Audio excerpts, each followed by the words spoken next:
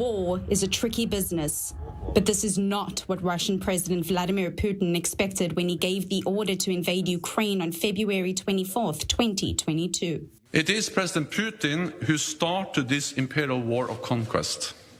It is Putin who keeps escalating the war. He thought he could destroy Ukraine and divide us, but he underestimated the determination of the Ukrainian people to defend their homeland, and he underestimated our unity.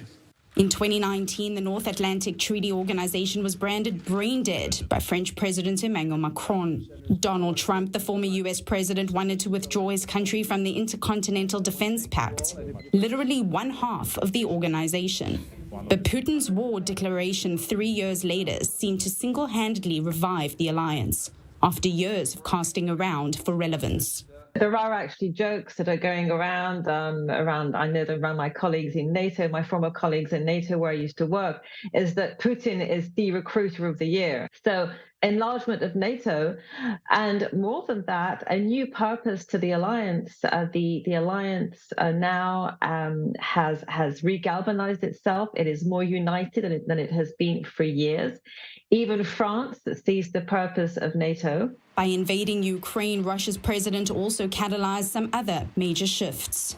There were a lot of people within Europe, within the United States, within the United Kingdom, who still believed that Russia was maybe an alternative to the US for, in terms of a civilizational model, in terms of even perhaps a security guarantor for Europe.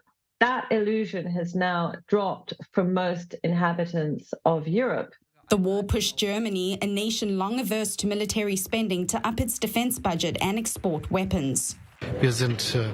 Among EU states, we are now the country that provides the most support, financially, in humanitarian aid, and also when it comes to arms deliveries.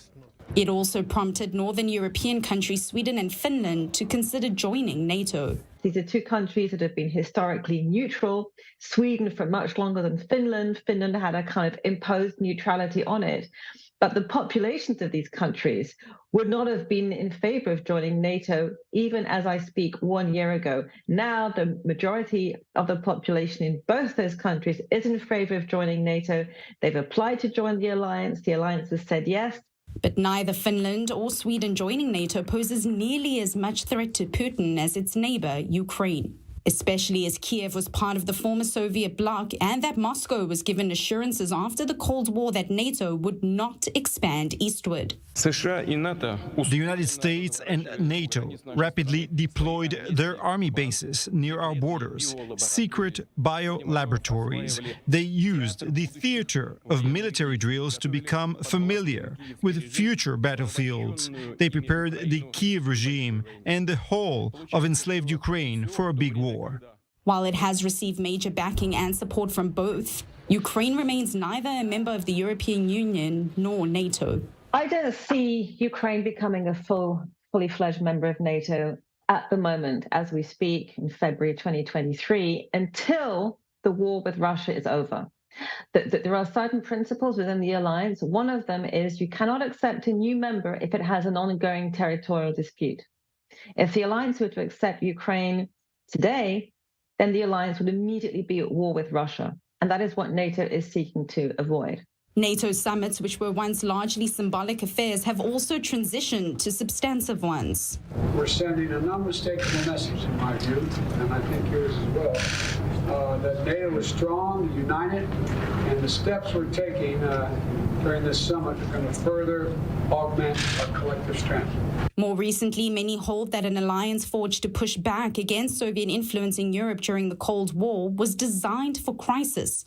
Others, however, have pointed out its generational lack of collective strength.